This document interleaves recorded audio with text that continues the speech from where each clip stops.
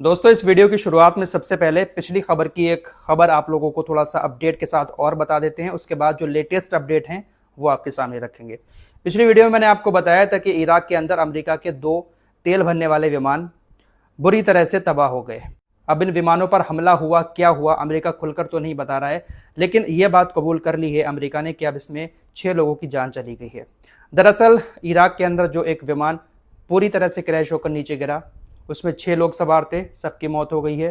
पिछले रिपोर्ट में आपको बता चुका हूं कि एक विमान जो था इनका इसराइल के बेन गुरियन हवाई अड्डे पर उतरा है। हालांकि उसको भी काफी नुकसान हुआ है, लेकिन अमेरिका ये बात कबूल नहीं कर रहा है कि इन दोनों विमानों के ऊपर किसी की तरफ से हमला किया गया था। हालांकि इस हमले की जिम्मेदारी इराक के अंदर बैठे हुए ईरानी संगठन ने ली है।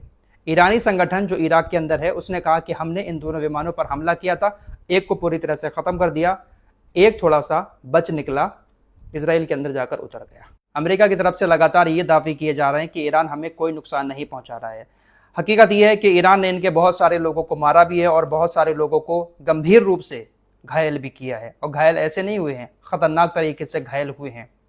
रिपोर्ट्स के मुताबिक पेंटागन ने खुद इस बात की जानकारी दी है कि 19 घायल सैन्यकर्मी को जर्मनी पहुंचाया गया है। सऊदी अरब के अंदर हमलों में 19 कर्मचारी घायल हो गए थे। सेना के साथ जो कर्मचारी होते हैं वो लोग घायल हुए, साथ ही साथ 2 सैनिक भी घायल हुए थे जिनको जर्मनी के अंदर हॉस्पिटल में पहुंचाया गया है।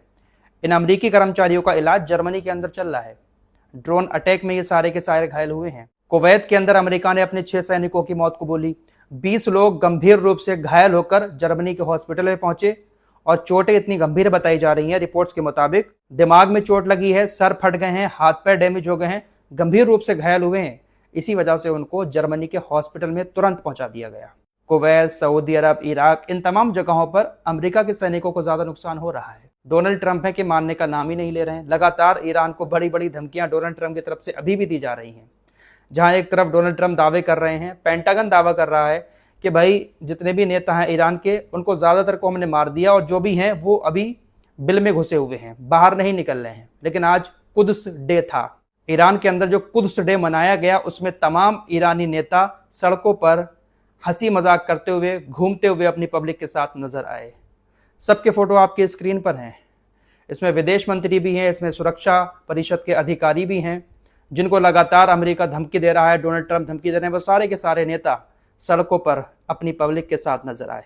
पब्लिक का पूरा सपोर्ट इन लोगों को मिल रहा है, ईरान के लोगों को। जो भी नेता आज नजर आए वो सारे के सारे नेता इस जंग से जुड़े हुए हैं, लेकिन कोई ईरान छोड़कर भागा नहीं है, बल्कि फ्रंट पर तेहरान के अंदर ही ये मार्च हुई थी और तेहरान में सबसे ज्यादा हमले अभी कुछ देर पहले ही अमेरिका और इसराइल की वायुसेना ने किए हैं। खतरनाक हमले किए हैं। फोटो आपकी स्क्रीन पर लगा रहा हूं, कैसे कैसे हमले तेहरान के अंदर हुए हैं। लेकिन इसके बाद भी सड़कों पर उतरकर दिलेरी के साथ नेता दिखा रहे हैं पूरी दुनिया को कि पब्लिक हमारे साथ है, हमें कोई कुछ नहीं कर सकता। फिलहाल पेंटागन ने जो आंकड़े बताए हैं उसके मुताबिक तकरीबन 140 सैनिक और कर्मचारी अमेरिका के घायल हुए हैं, जिनको हॉस्पिटल में शिफ्ट कराया गया है। अभी ये जो घायल है ना, इसमें से आधे तो समझ लो गए, क्योंकि जब हमला होता है, बॉम्ब ब्लास्ट में कोई घायल हो और वो सही सलामत फिर से अपने कदमों पर खड़ा हो जाए, ये तो बहुत मुश्किल है। ओमान में एक बार फिर से बड़ा हमला हुआ है, ड्रोन हमला। एक भारतीय की मौत हो गई है, 10 भारतीय घायल हो गए हैं। कुल 11 लोग घायल हुए थे, जिसमें से 10 भारतीय हैं, एक भारतीय की मौत भी हुई है। अभी हमला किसने किया है ओमान के अंदर? ये हमला दरअसल ओमान के सोहार शहर में अचानक से हुआ और ऐसे एरिया में हुआ जहां पर भारत के लोग ज्यादा काम करते थे।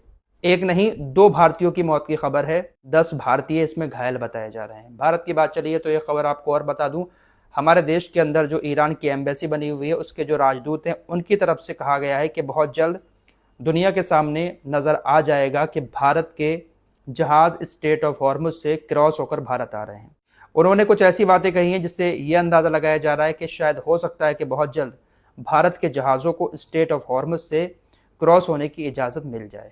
इन्होंने कहा कि हमारे रिश्ते भारत से बहुत अच्छे रहे हैं, ईरान हमेशा भारत का दोस्त रहा है। एक न्यूज़ चैनल से बातचीत करते हुए उन्होंने कहा कि हमारी दोस्ती की जो गहराई है उसको 2 से 3 दिन में दुनिया देख लेगी कि ईरान और भारत के बीच किस तरह की दोस्ती है। तो हो सकता है कि भारत के लिए दरवाजे खुल जाएं। वैसे भारत को लेकर खबरें चल चुकी हैं पहले भी कि भारत के जहाज़ क्रॉस हो रहे हैं स्ट्रेट ऑफ हॉर्मुज से। फिलहाल अभी ऑफिशियली न भारत की तरफ से कहा गया है न ईरान की तरफ से, लेकिन पहली बार ईरान के राजदूत जो भारत के अंदर हैं उन्होंने ये बात कही कि 2 से 3 दिन में दुनिया देखेगी हमारी दोस्ती कैसी है। फिलहाल खबर ऐसी है कि स्ट्रेट ऑफ हॉर्मुज को खुलवाने के लिए अमेरिका की पेंटागन एक और युद्धपोत समुद्र में उतार सकती है। हालांकि इनको डर भी सता रहा है। जब ये बात करते हैं एक्सपर्ट से, तो एक्सपर्ट इस बात की चेतावनी देते हैं कि ईरान ने बारूदी सुरंगें बिछा रखी हैं। ईरान की जो आत्मघाती बोट है जो पानी के अंदर अंदर जाकर हमला करती है, वो भी ईरान के पास है। कुछ ऐसी मिसाइलें भी हैं जो पानी के अंदर मार करती हैं, और बहुत सारे ड्रोन। इन सब से बच पाना, इन सब से लड़ पाना एक बहुत बड़ी चुनौती होगी। लिहाजा अभी जल्दबाजी ना करें स्ट्रेट ऑफ हॉर्मुज को खुलवाने की, क्योंकि पूरा इलाका ईरान का है। वो पूरा इलाका ईरान का है, और ईरान को उस इलाके में अमेरिका वहां से आकर कुछ युद्धपोत लाकर नहीं हरा सकता, क्योंकि वहां पर गढ़ है ईरान का, और वहां पर ईरान के बहुत सारे हथियार रखे हुए हैं। उनसे पार पाना अमेरिका के लिए बहुत मुश्किल होगा। सऊदी अरब के ऊपर भी ईरान के ड्रोन अटैक जारी हैं। सऊदी अरब की तरफ से बताया गया कि अमेरिका की एम्बेसी की तरफ एक ड्रोन आ रहा था, हमने उसको मार गिराया। साथ ही साथ एक दूसरे इलाके में तकरीबन 8 ड्रोन मारे गए हैं। तो ईरान की तरफ से लगातार ड्रोन अटैक जारी हैं। ईरान हमले लगातार कर रहा है। जहां एक तरफ डोनाल्ड ट्रंप दावा कर रहे हैं कि सब कुछ खत्म, लेकिन हमले लगातार ईरान के अभी भी अमेरिका के बेस पर जारी हैं। इससे पहले रियाद के अंदर बनी हुई अमेरिका की एम्बेसी पर 2 बार ड्रोन अटैक हो चुके हैं, और 2 ड्रोन अटैक के बाद अमेरिका की एम्बेसी की छत पूरी तरह से डैमेज हो चुकी है, जो रियाद के अंदर सऊदी अरब के अंदर बनी हुई है। स्ट्रेट ऑफ हॉर्मुज के बंद होने से असर तमाम देशों पर पड़ा है। तुर्की के परिवहन मंत्री की तरफ से कहा गया कि हमारे 14 जहाज अभी भी समुद्र में इंतजार में खड़े हुए हैं कि स्ट्रेट ऑफ हॉर्मुज से उनको निकलने की इजाजत मिले।